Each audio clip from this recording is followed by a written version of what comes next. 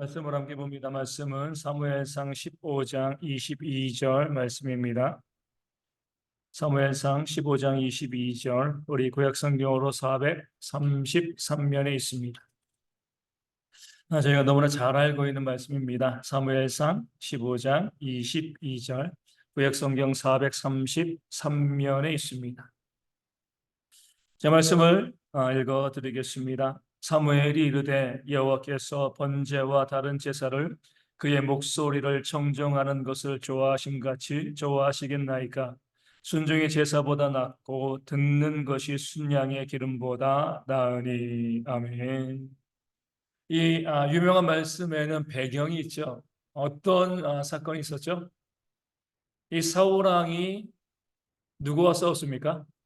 이 아말렉 사람들과 전쟁을 했습니다. 하나님께서 이 사무엘에게 명령을 하신 거죠. 이 사울 왕에게 가가지고 아말렉 사람들을 쳐라, 멸망시켜라, 멸절시켜라, 이렇게 이제 명령을 내리셨습니다. 그냥 뭐 아무 의미 없이 하나님께서 이스라엘 백성들로 하여금, 사울 왕으로 하여금 아말렉과 싸우라 이렇게 명령하신 것이 아닙니다. 이 전쟁에는 뭐가 있어야 돼요? 명분이 있어야 됩니다. 그 명분은 무엇이냐면 수백 년 전에 이스라엘 백성들의 출애굽할 때에 아말렉이 이스라엘을 공격하였습니다. 아무 연고도 없이. 그래서 많은 피해를 입혔죠. 그 싸움 가운데 우리가 잘 알고 있는 것처럼 여호수아가 아말렉과 싸웠고요. 모세는 산 위에서 기도했습니다. 그 싸움이 바로 이스라엘과 아말렉의 그 싸움이 되어집니다. 출애굽 당시에 벌어진 전쟁, 싸움, 전투가 되어집니다. 그럴 때 누가 이겼어요? 이스라엘이 이겼죠. 모세가 기도하고 아론과 훌이 어때요? 그 손이 떨어지지 아니하도록 돌을 받쳐가지고요. 계속 끝까지 이길 때까지 기도하게 하여서 그 기도의 힘으로 여호수아가 아말렉과 싸워서 이겼습니다. 그렇다고 해가지고 아말렉 족속이 다 없어진 것은 아니죠. 이 사울 왕의 시대에도 여전히 아말렉은요 이스라엘을 괴롭혔습니다. 나중에 아말렉 족속이 어디까지 나오죠? 성경에 보면 우리 에스더에 나오죠. 우리 모르드게와 유다인을 죽이려고 했던 하만이요, 아각자손, 아말렉 아각자손 하만입니다. 끈질기게 이스라엘 민족들을 괴롭히고 힘들게 했던 민족이 바로 아말렉 족속이 되어줍니다. 그런 아말렉 족속, 이스라엘 백성들이 출애굽을 할 때에 공격했던 그들을 징계하라, 그들을 진멸하라. 하나님께서 이 사울 왕에게 명령하였습니다. 그러면서 이렇게 말씀하시죠. 모든 소유를 남기지 말고 진멸하라. 모든 소유라고 했습니다. 하나도 남기지 말고 다 진멸하라. 어떤 예도 하나님께서는 허락하지 않으시고 구체적으로 이렇게 말씀하십니다. 남녀와 소와 어린아이와 및 젖먹는 아이까지, 그리고 우양과 낙타와 나귀를 다 죽이라. 이렇게 명령하였습니다. 어떻게 보면은요 좀 끔찍하죠, 그렇죠? 뭐 이제 전쟁 나면서 남자들끼리 싸우고요, 또 남자들이 죽을 수 있습니다. 여자는 무슨 죄가 있어요? 아이들은 무슨 죄가 있죠? 젖 먹는 아이들은요 죄가 없는 거잖아요. 근데 하나님께서는 남녀노소 막론하고요, 모든 사람 젖 먹는 아이까지 하나도 남김없이 아말렉을 다 진멸하라. 우양과 모든 가축과 짐승도 다 진멸하라. 남기지 말고 모든 소유를 진멸하라. 이렇게 사울에게 명령하였습니다. 여기에도요 하나님의 이유와 공의가 있습니다. 왜냐하면 우리 신명기 25장 17절과 19절 말씀을 통해서 보면 아말렉이 이스라엘을 어떻게 공격해 왔는가 그 말씀이 나와 있습니다. 이렇게 나와 있습니다. 이스라엘이 피곤할 때 뒤처진 약한 자들을 공격했다. 이렇게 나와 있습니다. 출애굽하면서 계속 이 행진하는 거잖아요. 계속 걷는 겁니다. 걸을 때 뭐 이제 하루 이틀 걷는 것도 아니고요. 오랜 시간 계속 걸을 때 누가 뒤에 쳐집니까? 약한 자들이 뒤에 쳐지잖아요. 어르신들이 뒤에 쳐졌을 거고요. 여자들, 특별히 임신한 여자들, 또 어린아이들, 병자들, 이런 약한 자들이 그 진영에 행진할 때 뒤에 쳐져 있었을 겁니다. 그럴 때 아말렉이 누구를 공격한 거예요? 그 약한 자들을 공격했습니다. 물론 이스라엘 본지도 강하지 않았습니다. 남자라고 해도요, 이 군사라고 해도 싸워본 경험이 없었기 때문에 남자들과 싸워도 이스라엘이 이길 수 있는 확률은 없었어요. 근데 아말렉은 비겁하게 그 행렬 가운데 뒤에서 힘겹게 쫓아가고 있던 어린아이들, 임신한 여인들, 젖먹이들, 병자들, 노인들, 이런 사람들, 약한 자들을 쳐서 학살하는 그런 끔찍한 죄악을 저질렀습니다. 그렇기 때문에 하나님께서 사울에게 명령하실 때 그들이 그렇게 악을 행했기 때문에 눈에는 눈, 이에는 이죠. 그들이 행한 그대로 남녀와 노소와 어린아이와 젖먹는 아이를 남김없이 다 진멸하라. 하나님의 공의를 보여주시는 거죠. 그러면서 하나님께서 이스라엘 백성들에게 출애굽 당시 이렇게 명령하셨거든요. 그 악을 잊지 말고 기억하라. 이제는 뭐예요? 사울 왕으로 하여금 너희가 이제 가나안 땅에 들어가서 힘이 생겼으니까, 아말렉보다 힘이 강하니까 이제 내가 너희에게 명령했던 그 명령을 지키고 가서 아말렉의 원수를 갚아라, 진멸하라, 이렇게 명령을 해 주신 것이죠. 그 명령대로 사울 왕은요, 아말렉과 싸우러 갔습니다. 누가 이겼을까요? 사울 왕이 이기죠. 왜요? 하나님께서 명령한 싸움이니까. 전세 누가 더 세냐 약하냐 이것을 따질 필요 없이 하나님께서 사울 왕에게 명령하시는 하나님의 싸움이기 때문에 당연히 그 사울 왕이 그 싸움에서 이길 수밖에 없습니다. 문제는 뭐예요? 이 사울 왕이 하나님께서 그에게 주신 명령을 온전히 순종하지 않았다는, 여기에 문제가 발생합니다. 모든 사람을 죽이라고 했는데 악어강을 살려주었습니다. 또 몇몇의 사람들 살려두었겠죠. 그 모든 짐승도요 다 죽이라고 했는데 이 악어강이 소유하고 있었던, 그가 가고 있었던 좋은 양과 소, 그런 좋은 양과 소를 죽이지 아니하고요 살려두었습니다. 나쁜 것은 다 진멸하고요, 좋은 것들 왕도 살려두고 그 좋은 양과 소도 다 살려두었습니다. 하나님께서 모든 소유를 진멸하라 이렇게 말씀하셨는데 그 말씀에 순종하지 않은 거죠.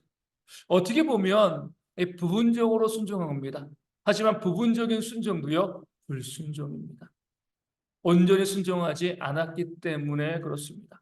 하나님께서는 이런 사울 왕의 모습을 보시고 성경 말씀 보면 내가 그를 왕으로 세운 것을 뭐 한다고 말씀하셨을까요? 후회한다. 이 말을 사무엘에게 말씀하셨습니다. 사무엘이 그 말을 듣고 너무나 가슴이 아픈 거죠. 자기를 대신하여서 하나님께서 이스라엘의 통치자로 세운 왕이 사울 왕입니다. 그가 잘 되어지길 바랬는데 그의 교만함으로 불순종하였고요, 하나님께서 그를 버리셨기 때문에 그 말을 듣고 너무나 마음이 아파서 온 밤을 부르짖으며 기도했다라고 말씀은 이야기하고 있습니다. 그리고 그 다음날 아침 일찍 사울 왕을 찾아갔죠. 이 사무엘이 찾아오니까 사울 왕이 사무엘을 영접하면서 먼저 이렇게 이야기합니다. 내가 여호와의 명령을 행하였습니다. 묻지도 않았는데 사울이 먼저 이야기한 거죠. 왜요? 뭔가 찔리는 게 있기 때문에 그래요. 그도 처음부터 그가 온전히 순종하지 않았다는 그 사실을 알고 있었기 때문에 사무엘을 만나자마자 내가 여호와의 명령을 순종하였습니다. 명령대로 행하였습니다. 이렇게 사무엘에게 이야기했습니다. 근데 사무엘이 이렇게 이야기하죠. 그렇다면 지금 내 귀에 들리고 있는 소와 양의 울음소리는 무엇입니까? 전쟁할 때 소와 양을 데리고 가는 게 아니잖아요. 그럼 그 진영 중에서 울고 있는 소와 양은 뭐죠? 당연히 사울 왕이 블레셋 이 아말렉 가운데서 가져온 전리품, 그런 좋은 양과 소가 되어지는 겁니다. 다 진멸하지 않고요, 순종하지 아니하고 가져온 것들이 있는 거죠. 이때 사울 왕은요 아주 당당하게 이야기합니다. 다 진멸했습니다. 다만 뭐예요? 당신의 하나님 여호와께 제사하기 위하여 양과 소의 가장 좋은 것들은 남겨두었을 뿐입니다. 이렇게 이야기합니다. 뭐가 문제냐는 거죠. 다 진멸했고 하나님께 제사하기 위해서, 예배하기 위해서 좋은 것 내가 남겨두었다. 내가 잘하지 아니하였느냐? 예배를 위해서, 하나님을 위해서 좋은 양과 소를 남겨두었으니까 내가 더 훌륭한 것이 아니냐? 오히려 칭찬받아야 할 것이 아니냐, 이렇게 사무엘에게 당당하게 이야기하죠. 그런 사울 왕의 당당한 모습에 사무엘은 분노합니다. 그러시면서 이렇게 이야기하죠. 왜 여호와의 목소리를 청종하지 않고 탈취하기에만 급급하여 여호와께서 악하게 여기시는 일을 했습니까? 이렇게 묻습니다. 여호와께서 악하게 여기시는 일이 뭐죠? 제사하는 건가요? 아니죠. 순종하지 않아요. 사무엘은요 정확하게 이야기합니다. 당신이 지금 제사하기 위하여서 이 양과 소를 남겨두었다는 것은 핑계 아닙니까? 탈취하기에 급급한 것이 아닙니까? 그 좋은 것을 보고 욕심이 생겨가지고 살려둔 것이 아닙니까? 두 가지의 욕심이 있었어요. 하나는 뭐죠? 자신이 그 좋은 소와 양을 갖고 싶은 욕심이 있었고요. 두 번째는 정치적인 욕심이죠. 뒤에 사울왕이 이야기합니다. 백성들이 이야기하니까 내가 어쩔 수 없이 그 좋은 양과 소를 살려뒀다. 백성들이 뭐라고 이야기했겠습니까? 아니 우리가 목숨 걸고 전쟁했는데 왜 전리품이 하나도 없어? 다 죽이면 어떡합니까? 여론이 나빠지는 거죠. 그 백성들의 여론을, 그 좋은 여론을 만들기 위해서, 백성들에게 인정받기 위해서, 백성들의 마음에 흡족하기 위해서 사울왕은 좋은 양과 소를 남겨둔 거죠. 다 제사하려고 한 것도 아니에요. 일부는 제사하고요. 나머지는 뭐죠? 자기도 갖고요. 백성들에게 나눠 주어서 자기도 부유하게 되어지고 백성들에게도 인심을 얻고자 하는 그런 모습이 있었습니다. 그렇기 때문에 사무엘은 당신이 정말 제사하려고 그런 것도 아니고 물론 제사하려고 남겨두는 것도 잘못인 거죠. 다 진멸하라 말씀하셨으니까요. 탈취하기에 급급해서 그 욕심 때문에 저 소와 양을 살려둔 것이 아닙니까? 거짓말하지 마십시오. 핑계대지 마시고 둘러대지 말라는 겁니다. 핑계는 이제 제사를 위해서 남겨두었다고 이야기했습니다. 그런데 그 말을 듣고 사무엘이 우리가 잘 알고 있는 오늘 본문의 말씀을 증거하는 거죠. 여호와께서 번제와 다른 제사를 그의 목소리를 청종하는 것을 좋아하심 같이 좋아하시겠습니까? 아니라는 거죠. 제사를 하나님께서 예배를 싫어하신다 이렇게 말씀하시는 것이 아니잖아요. 예배 드리려면 제대로 드리라는 거죠. 당신에게도 이스라엘에게도 소와 양이 얼마든지 있는데 그것으로 예배 드려야지. 왜 불순종하면서 예배합니까? 왜 예배하기 위해서 우리가 불순종했다 이것을 합리화합니까? 하나님께서 이것은 미워하시는 겁니다. 하나님께서는 순종이 제사보다 더 낫다. 순종하며 제사하는 것을 하나님께서 원하시는 것이지. 당신처럼 제사 때문에 불순종하는 것을 하나님께서 용납하시겠습니까? 이렇게 사울왕을 책망하고 있는 거죠. 이것을 우리는요, 참 말이 좀 이상하지만 거룩한 범죄 이렇게 이야기할 수 있습니다. 거룩함을 핑계로 범죄하는 겁니다. 지난주 주일날 오후에 말씀드린 것처럼 회칠한 무덤과 이 같은 맥락의 말씀이 되어지는 거죠. 차라리 사울왕이 이 사무엘이 책망할 때 내가 욕심났습니다. 이렇게 이야기했으면 회개할 기회를 아마 얻었을 겁니다. 그런데 거룩함을 핑계로 대잖아요. 예배하기 위해서 한 건데 뭐가 문제예요? 하나님 위해서 남겨둔 거라니까요. 이게 더 낫지 않습니까? 이것이 더 옳은 것이 아니겠습니까? 내가 거룩한 일들을 위해서 예배를 위해서 이 좋은 것 하나님께 드려야 하지 않겠습니까? 뭐가 문제입니까? 이 사울왕은요 아무런 문제도 없다라고 그렇게 이야기했습니다. 하지만 하나님께서 이것을 죄로 보시는 것은요 그 예배가 문제가 아니죠. 불순종한 것, 말씀으로 어긴 것. 그러면서 자기의 욕심을 가지고 있으면서 거룩함을 가지고 둘러댄 이것이요 하나님 보시기에는 죄악이고 악한 것이기 때문에 이런 죄로 인해서 사울왕이 하나님께 버림을 당하게 되어 지는 겁니다. 참된 거룩은요 순종해서 시작되어진 거예요. 순종함으로 예물을 드리고 제물을 드리고 하나님께 예배했으면 왜 그 제사를 하나님께서 받지 않으셨겠습니까? 기쁨으로 받으시는 거죠. 순종함은 없어요. 말씀대로 살지 않습니다. 그런데 제사는 잘 드려요. 예배는 잘 드리고 헌신도 잘해요. 이게 바로 거룩한 범죄가 되어지는 겁니다. 이런 사울왕과 정반대의 모습을 보이는 구약의 인물이 있습니다. 누구일까요? 제사와 순종에서 제사보다 순종을 택한 사람 누구죠? 아브라함입니다. 하나님께서 아브라함에게 무엇을 명령하시는 거예요? 내 아들 이삭을 모리아산에서 번제로 바치라. 제사 드리라는 거죠, 그렇죠? 그럴 때 아브라함이 즉각적으로 순종하여서 그 아들 이삭을 데리고 모리아산에 올라가서 결박하고요. 우리 번제단 위에 그 아들을 누이고 칼을 듭니다. 마치 뭐예요? 제사를 너무 좋아하는 것처럼 내가 제사를 위해서라면 예배를 위해서라면 자식을 죽이는 것쯤이야. 아무런 문제도 안 돼. 이런 것처럼 보일 수가 있습니다. 제사를 너무나 좋아하는 것처럼 보이는 거죠. 실제로 그랬나요?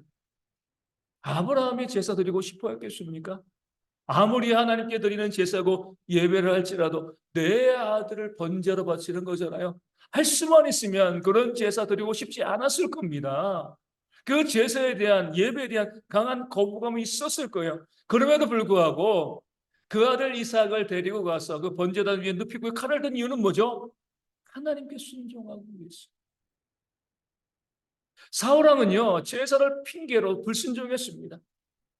네, 아브라함은요 그 순종 때문에 드리기 싫은 제사를 드리려는 좀 드리기 힘든 그 제사를 드리는 그런 모습을 아브라함이 보여준 거죠. 그러기 때문에 아브라함은 그 믿음으로 하나님께 복을 받았고요.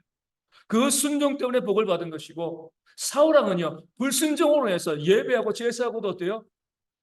하나님께 버림과 정죄를 당하게 되어줍니다. 이 구약에서 보면 그 제사 때문에 하나님께 범죄한 자들, 우리 가인도 그랬잖아요. 그렇죠? 제사하고 범죄하고 하나님께 버림을 당하였습니다. 이 죄를 범한 거죠. 하나님께서 정말 원하시는 것은요, 순종입니다, 순종. 근데 많은 사람들이요, 이 순종보다 이 외적인 다른 것들, 다른 거룩함을 추구하는 그 다른 거룩함 때문에 불순종의 길을 걸어가는 그런 모습들이 성경에는 또 많이 나와 있습니다. 요나도 그랬어요. 하나님께서 요나에게 명령하신 것은 니느웨로 가서 심판을 선포하라. 근데 요나는 알았습니다. 하나님께서 왜 그냥 저 범죄한 니느웨를 벌하지 않고 나로 하여금 가서 거기에 심판을 선포하게 하시는가? 숨겨진 뜻은 무엇이죠? 그들을 용서하시려는가 보다. 이게 요나에게 너무나 싫었죠. 자기의 조국인 이스라엘의 적대 국가였잖아요. 저 악한 나라가 멸망해야지 하나님의 백성인 내 나라 이스라엘이 거룩해지고 이스라엘이 유리하다. 그런 마음 가지고 그런 거룩의 열정을 가지고요. 하나님께 불순종하는 그런 죄를 범했습니다. 자기가 보기에는요. 그게 거룩한 거예요. 하나님의 백성을 지키는 것, 그 니느웨가 멸망당하는 것이 거룩한 것이기 때문에 이 거룩을 위해서는 하나님께 불순종하는 것, 이게 뭐가 문제야? 하나님께 책망을 받았잖아요. 신약에서는 이 거룩한 범죄 누가 행했죠? 우리가 잘 알고 있는 제가 자주 말씀드리고 있는 베드로가 행했습니다. 예수님께서 마태복음 16장에서 고난을 말씀하시고 대속의 죽음을 말씀하실 때 베드로가요 얼마 전까지 이 반석 위에 내 교회를 세울 것이다 이런 축복을 받은 베드로가 주님의 그 고난과 십자가의 대속을 막았습니다. 주여 그리 마옵소서 이 일이 주님께 미치지 아니하리이다. 베드로가 봤을 땐 거룩한 거죠. 나의 예수님께서 나의 스승이 고난당하고 죽는 것 내가 막았어야지. 이것이 거룩한 것이고 주님을 살리는 그런 길이라. 그러니까 베드로가 생각했습니다. 주님께서는요 그 베드로에게 뭐라고 말씀하셨죠? 사탄아 내 뒤로 물러가라. 너는 나를 넘어지게 하는 자로다. 내가 하나님의 일을 생각하지 아니하고 도리어 사람의 일을 생각하는도다. 주님께서 고난당하시고 십자가에 달려 죽으시는 것 누가 안타까워하지 않겠습니까? 저라도 말렸겠죠. 하지만 더 중요한 건 뭐예요? 주의 그 말씀 가운데 순종하는 것. 하나님의 뜻에 순종하는 겁니다. 그런 순종보다는요, 자기 개인의 욕심, 주님이 십자가에 달려 죽으시면 나는 어떻게 되지? 내가 주님을 막는 것이 그것이 옳은 거야. 그 거룩한 범죄로 인하여서 주님께 책망받은 그런 베드로의 모습이 마태복음 16장 가운데 나와 있습니다. 이 모든 말씀, 특별히 오늘 본문에 있는 말씀은요, 우리 모두가 너무나 잘 알고 있는 말씀이잖아요. 이 말씀을 보면서 많은 그리스도인들이 정말 어리석어. 하나님께서 다 진멸하라고 하면 진멸하지. 이 좋은 소와 양이 뭐 된다고 제사를 핑계로 해가지고 하나님께 불순종하고 그것 때문에 그 왕의 자리에서 쫓겨나는 나중에 비참하게 죽잖아요. 그런 하나님의 진노를 받아 정말 사울왕은 어리석은 왕이야. 이렇게 이야기합니다. 그런데 이 말씀을 증거하는 이유는 이거죠. 우리 가운데 이런 사울왕의 모습들이 너무나 많이 있다는 거예요. 교회 가운데 거룩한 범죄들이 정말 많이 있습니다. 성도들이 순종은 별로 중요하게 생각하지 않아요. 뭘 중요하게 생각해요? 보여지는 예배 헌신 수고. 내가 정의를 추구하고 내가 거룩을 추구하고 그런 것들을 가지고 자기 자신을 높이면서 나는 이런 신앙생활과 이런 헌신의 삶을 살고 있다라고 이야기합니다. 내가 얼마나 대단한 그리스도인인가? 내가 얼마나 잘 섬기고 있는가? 근데 뭐는 없어요? 그 삶에 순종이 없는 거죠. 바리새인들은요, 많은 사람들이 있는 길거리에서 두 손 들고 하나님께 기도했습니다. 무엇을 하는 거죠? 내가 이렇게 잘 믿는 자다. 그것을 나타내기 위해서 정말 기도는 하나님께 하는 거잖아요. 하나님께 부르짖는 것인데 하나님은 전혀 없이 사람들에게 내 기도를 보여주는 겁니다. 나 이렇게 기도하는 사람이에요. 나 이렇게 부르짖는 사람이야. 나 대단하지. 그 거룩한 모양을 가지고 있지만 그것이 위선이고요, 외식이고 교만이기 때문에 그것 또한 거룩한 범죄가 되어 지는 겁니다. 우리 교회 가운데서 어떤 헌신이나 헌금 할 때 자꾸 저희가 이름을 가리는 이유가 거룩한 범죄가 되어질 수 있습니다. 나를 드러내고요, 나를 나타나게 되어지면 순전한 마음으로 옳은소리 하는 일 왼소리 모르게 해야 되는데 그런 것을 자꾸 이제 드러나게 되어지면 하나님께 드리는 것이 아니라 사람에게 보여지기 위해서 내 것을 드리는 그런 일들이 벌어지게 되어지는 거죠. 그럼 거룩한 모습이지만 하나님께 드리는 거니까 하지만 실제로는요 하나님께 징계받고 책망받는 그러니까 하나님께 헌신하고요 우리 아나니아와 삽비라처럼 헌금 드리고 하나님께 진노받는 그런 안타까운 일들이 벌어질 수가 있는 겁니다. 헌금하고 죽는 그런 일들이 우리 가운데 있으면 안 되는 거잖아요. 그러니까 철저히 나 자신을 감추면서 헌신하되 나를 드러내지 않고 헌신하는 그런 모습이 있을 때 하나님이 그 순종의 모습을 기뻐하시고 그 성도의 삶에 하나님께서 복을 내려 주시는 겁니다. 교회 가운데 보면 참 그런 일들이 참 많이 있습니다. 정말 헌신도 많이 하고요. 예배도 잘 드리고요. 봉사도 많이 하고요. 또 옳고 그름을 잘 따지시는 그런 분들이 있습니다. 잘못된 게 아니죠. 그렇죠? 그런 모습이 있어야죠. 헌신해야죠. 봉사하고요. 예배 잘 드리고 옳고 그름을 잘 분별할 수 있는 그런 모습도 우리 가운데 있어야 됩니다. 그런데 그렇게 말하고요. 그렇게 헌신하고 있는 그런 분들의 모습을 바라볼 때 그 말은 틀린 게 없는데 그 삶은 잘못된 게 없는데 왠지 불편한 또 때로는 서늘한 그런 느낌이 들 때가 있습니다. 왜냐하면 그런 모습 가운데 남을 무시하고 멸시하고 다투고 싸우고 비난하고 청지하는 그런 삶이 있기 때문에 그렇습니다. 자주 말씀드리지만 교회만큼 그렇게 많이 싸우는 곳도 없는 것 같아요. 국회의원도 많이 싸우는데 어떻게 보면 국회의원보다 더 많이 싸우고요. 비난하고 정죄하고 무시하고 멸시하고 이런 것이 바로 교회인 것 같습니다. 그런데도 예배는 잘 드려요. 헌신도 잘합니다. 사울왕과 같은 죄를 범하는 거예요. 예배 잘 드리고 나 잘 믿는다. 이렇게 예배해야 된다. 이렇게 헌신해야 된다. 이것이 옳은 것이다. 그렇게 주장하고요. 그 주장 자체가 잘못된 것은 아니죠. 그럼 그 주장으로 정말 온전히 예배하는 모습을 보여야 되는데 그렇게 주장하면서 은근히 뭐예요? 다른 사람을 비난하고 정죄하고 무시하고 다투고 싸우고 그런 모습이 있습니다. 원수까지 사랑하라는 모든 사람과 더불어 화목하라는 그 하나님의 말씀에 순종하지 않는 거잖아요. 그렇죠? 옳음을 추구하고 거룩함을 추구합니다. 이 자체가 문제가 될 것은 없는데 그것으로 끝나야 되는데 뒤돌아서 다투고 싸우면은요 그 추구한 모든 것들이 마치 제사를 위해서 하나님의 말씀 가운데 불순종하고 내가 무엇이 문제야라고 이야기하고 있는 그런 사울함과 전혀 다를 바가 없는 것이죠. 예전에 말씀드린 적이 있습니다. 제가 아는 이제 이 목사님이죠. 제가 봐도 우리의 신앙과는 좀 많이 좀 다른 그런 목사님, 우리 교단과도 신앙이 많이 좀 다르고 좀 약간 문제가 좀 있는 그런 목사님인 것은 사실인 거예요. 10년도 넘었습니다. 그 목사님께서 그렇게 이제 좀 부족한 뭐 좀 다른 모습을 보이고 있으니까요.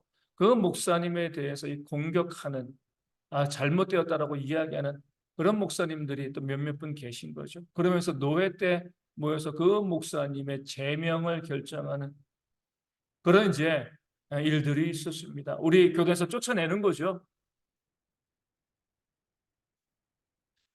그 목사님에 대해서 다른 목사님들이 이게 잘못이다, 이게 잘못이다라는 부분들, 뭐 저도 거기에 대해서는 그거 아닙니다. 이렇게 이야기할 수 없는, 저도 그게 맞다고 보거든요. 그런데 제가 그 노회의 석상에 있으면서 너무 마음이 불편한, 그 불편한 것이 무엇이냐면, 옳은 것을 이야기하는데 사랑이 없는 거예요. 정말 저 목사님이 이 목사님을 너무나 사랑해서 그 잘못된 것 가운데 그럼 돌아오도록 먼저 지도를 해야 되는 거잖아요. 그럼 안 돼. 우리가 이 갖고 있는 신학, 이 바른 신학을 가지고 우리와 함께 하자. 근데 그런 것들은 하나도 없고 권면도 하나도 없어요. 옳았구나 잘됐구나 이것을 핑계로 저 목사를 우리 교단 가운데 쫓아내야지. 그런 마음 가지고 목사님들이 몇몇 분이 나와서 말씀을 하시는데 다시 말씀드리지만 틀린 말씀이 없어요. 우리 교단의 정체성을 지키기 위해서 우리 거룩한 신앙을 위해서 저 목사는 우리 교단 가운데서 우리 쫓아내야 됩니다. 거룩을 이야기하는데 아무도 그 목사님을 위해서 사랑의 마음으로 또 이야기해 주는 사람들이 없는 거죠. 제가 앞에 나가서 이렇게 이야기했습니다.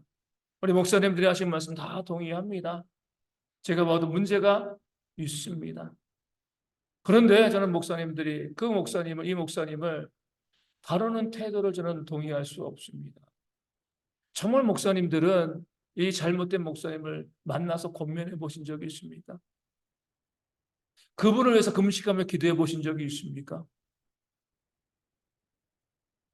한 번도 금식하지도 않고 기도해 보지도 않고 권변도 해보지 않고 옳다구나 잘됐구나 이제 쫓아내야지. 거룩을 핑계로요 죄악을 범하는 거죠. 다시 말씀드리지만 그 말에는 문제가 없어요. 그 내용에는 문제가 없습니다. 거룩을 추구하고자 하는 그런 목적 자체도 문제가 없는 거죠. 하지만 정말 하나님의 순종한 하나님의 말씀 가운데 순종하는 원수까지 사랑하는 그런 마음이 있는가? 결국 그 목사님 교단에서 쫓겨났습니다. 아직 10년 넘었지만 아직도 저는 그 목사님에서 기도하고 있어요. 바른 길로 돌아오기를 바라는 마음 가지고 목회 잘 감당하는 그런 목사님이 되어지기를 바라는 그 마음 가지고 기도하고 있는 거죠. 우리 하나님 믿는 백성으로 이 사울함과 같은 이 죄악 가운데 이 거룩한 범죄 가운데 우리가 빠지면 안 됩니다. 거룩을 추구하고 연신을 추구하고 예배를 추구하고 또 옳은 것을 추구하고 이것이 잘못된 것이 아닌 거죠. 그렇죠?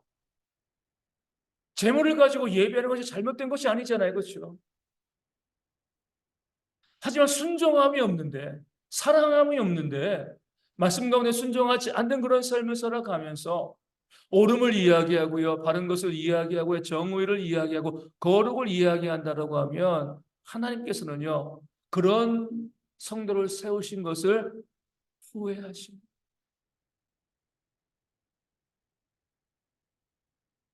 하나님의 진노가 그에게 임하게 되어지는 겁니다. 거룩한 삶을 추구하지 말라는 게 아니죠. 옳은 것을 추구하지 말라는 게 아니에요. 거룩한 삶을 추구하시고요. 옳은 것 추구하시고 헌신하시고 예배하시고 하나님께 온전히 나아가는 그런 모습이 우리 가운데 있어야 합니다. 하지만 이것만이 아니라 정말 하나님의 말씀 가운데 순종하면서 내 이웃을 내 자신과 같이 사랑하고요. 원수까지 사랑하고요. 나를 핍박하는 자를 위해서 위에 기도하고 모든 사람과 더불어 화목하고 다른 사람을 나보다도 낮게 여기고요. 사랑으로 서로 종노릇하는 그런 삶을 살아가면서 그런 순종의 모습을 가지면서 우리가 거룩한 삶과 정의를 추구해 갈 때 하나님께서 그런 성도에게 준비하신 놀라운 복과 은혜를 내리실 줄로 믿습니다. 그 거룩에 경도되어서 정의에 몰입되어서 불순종을 미처 깨달아 알지 못하는 그런 어리석은 신앙 우리 하지 않고요. 늘 냉정하게 바라보시면서 바른 신앙으로 순정함으로 거룩함을 이뤄가는 그런 지혜가 우리 모든 성도 가운데 있기를 주님의 이름으로 축원을 드립니다.